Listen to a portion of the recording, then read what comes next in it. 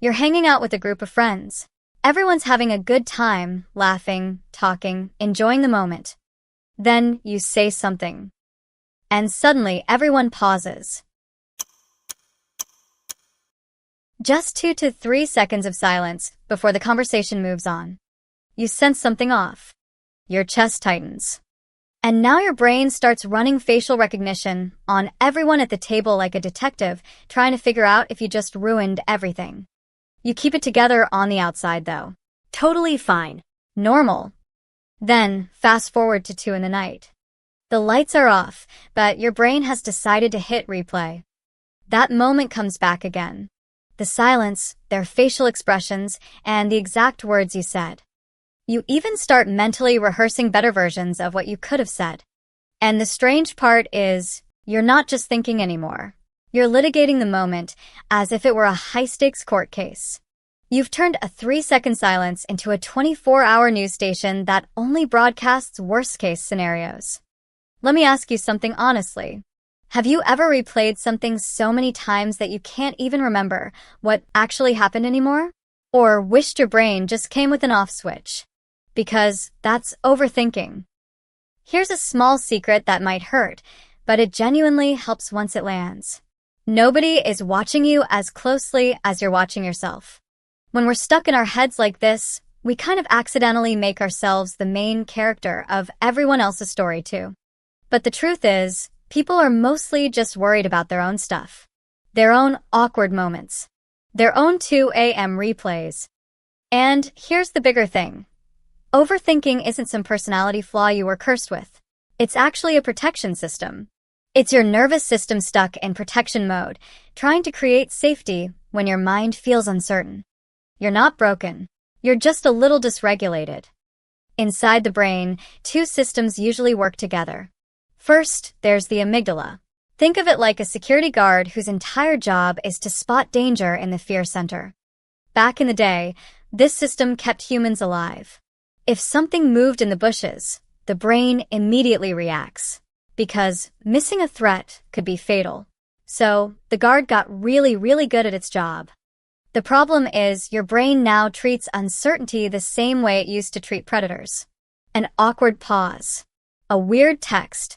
Someone replying with just okay. The guard sounds the alarm. Then another part of your brain jumps in. The prefrontal cortex, the professor in the logic and control center. Its job is to figure things out. So, the professor tries to fix that fear by generating endless data.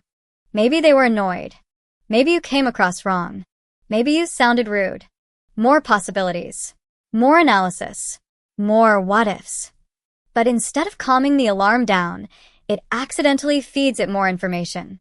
And suddenly, you're stuck in a cognitive loop. This type of thinking doesn't actually solve problems. It just keeps people stuck replaying them. This shows up in a really specific way when it comes to taking action too. Imagine someone standing in front of a big goal with a great idea and a solid plan. She knows exactly what she needs to do. But right before she starts, something strange happens. Her brain suddenly fills with questions. What if it goes wrong? What if this isn't the right choice? Maybe I should just research a bit more first. So, she goes through another round of findings. Another add-on plan and possibility. Then the first step was delayed day after day. Not because she is lazy or doesn't care, but because she is trying to make sure everything is perfect before starting her plan. Psychologists call this analysis paralysis. And this leads to something known as the overthinker's paradox. You think that if you just analyze enough, you can avoid ever being wrong or embarrassed. But the truth is, the more you scan for threats, the more threats your brain invents and the harder it becomes to take action at all. And the thing that was supposed to keep you safe, that's exactly what's burning you out and keeping you stuck.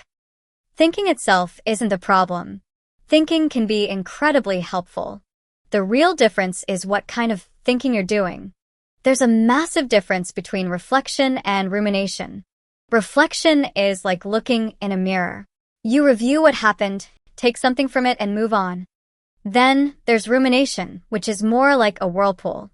You just keep getting pulled back to the same spot, over and over, with no way out. A lot of overthinkers end up in rumination because they feel this huge sense of responsibility for how other people feel. There's this quiet belief underneath it all. If I think about it long enough, maybe I can prevent something bad from happening. So, the mind keeps scanning. Did I say something wrong? Did I hurt someone? Did I miss a warning sign? But try asking yourself this one question when you notice it happening.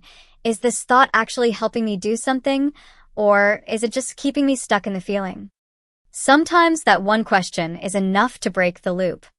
And here's what I really want you to hear. If you relate to all of this, it's not a weakness. It's actually a sign of a deeply empathetic, high-functioning brain. The people who overthink the most are usually the people who notice the most.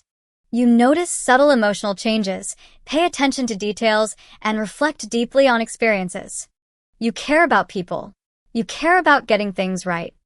The same part of you that picks up on things others miss is also the part that has trouble letting things go. The strength and the struggle often come from the same place. Your brain isn't broken. It's just running an outdated program.